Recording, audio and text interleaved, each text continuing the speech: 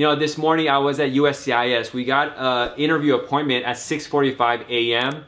and I almost overslept. I forgot to put an alarm, but luckily I just wake up early anyway. So I jumped in the car, went and did an in-person interview. And so it was a naturalization case. This is when you file for U.S. citizenship, called naturalization.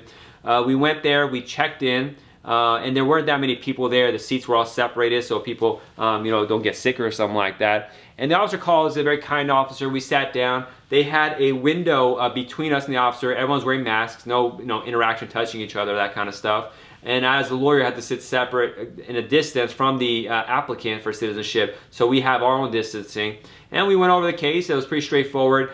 They used a tablet for him to write certain things on there and to correct stuff. So his hand was touching that. They say in the notice to bring a pen with you, but we used the tablet at the field office where we were at. So that when they asked, like, write this, they wrote that there, or check the work there and sign here. They signed on that tablet.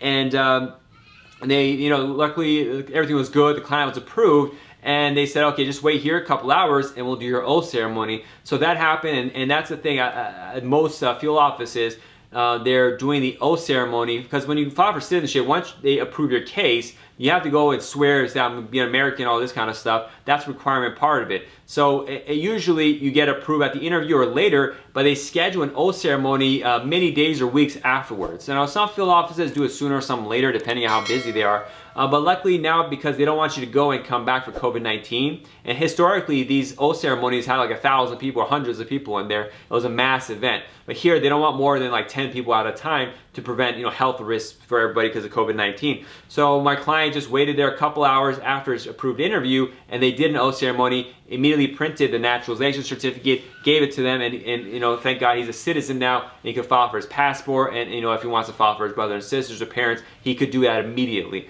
So that was a great news, and I just want to give you a heads up on how the process happens when you are dealing with U.S. citizenship naturalization during this COVID time. I hope that information helped. Thank you for watching. If you haven't already, please click subscribe down here and ring that bell to get the latest updates. Also, please follow us at the links above on these various social media sites to catch the latest information, live videos, and more to help you be updated on U.S. immigration.